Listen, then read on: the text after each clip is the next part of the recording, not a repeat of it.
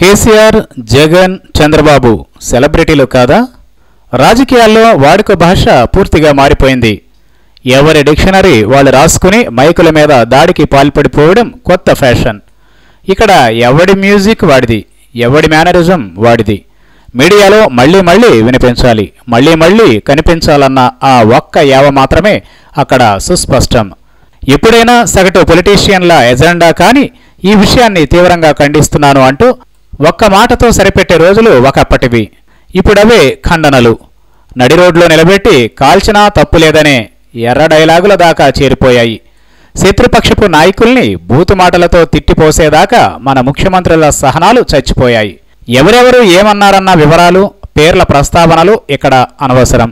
ఈ మందుగుండునంతా గంట గంటకు బులెటిన్ల నిండా దట్టించి చూపెట్టే డజన్ల కొద్దీ వార్తా ఛానళ్లు ఉండగా ఆ బరువు మనకెందుకు? నా కొడుకులనే సంబోధన మా ప్రాంతపు యాసలో ఒక భాగమంటూ కొంతమంది సమర్థించుకోవచ్చు. బొంద పెట్టడమనే మాటలో తప్పేముంది అంటూ ఎదురు ప్రశ్నించవచ్చు. సన్నాసులు, దేబ్రాసులనేవి తమకు ఊత పదాలు కనుక అలా దొర్లుకుంటూ వచ్చేస్తుండొచ్చు. మరి మామూలు బాతహకానికి బాధ్యతాయుతమైన భాషకు మధ్య ఉండాల్సిన తేడాలెక్కడా? మాధ్యమాల్లో ప్రసారమవుతూ అప్పటికప్పుడు లక్షలు, కోట్ల మందికి చేరిపోయే అధికారిక వేదికల మీద ఎలా వ్యవహరించాలి? అక్కడ మాట్లాడాల్సిన భాషకు ఒక ప్రామాణికమంటూ ఉండాలా వద్దా? కేవలం ఫైర్ బ్రాండ్ అనే పేరు నిలబెట్టుకోవడం కోసమే బరి తెగించి మాట్లాడ్డాన్ని ఎవరొచ్చి నిలువరించాలి? స్వయాన ఒక ముఖ్యమంత్రి ప్రతిపక్ష నాయకుల మీద అసభ్య పదజాలంతో విరుచుకుపడతారు. అటువైపు ఒక ప్రతిపక్ష నాయకుడు ఏకంగా ముఖ్యమంత్రినే కాల్చి చంపినా తప్పు లేదంటూ మితిమీరిన ఆవేశంతో జనానికి మార్గదర్శకత్వం చేస్తాడు. రెండు వైపులా విషం పూసిన కత్తులే గిరగిరా తిప్పేస్తున్న పరిస్థితి. విమర్శించడం, విమర్శను తిప్పికొట్టడం ఇది మాత్రమే వాళ్ళ ఎజెండా. కానీ భావ వ్యక్తీకరణలో పరుష ధోరణలు పెరిగి గట్లు తెగిపోతున్నాయి. వాటి పర్యవసానాలు ఎలా ఉంటాయన్నదే ఊహకందదు.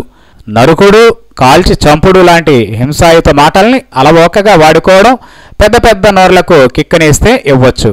100 మంది ఈలలేస్తే గాల్లో తేలినట్లుండే ఫీల్ కలిగితే కలవచ్చు.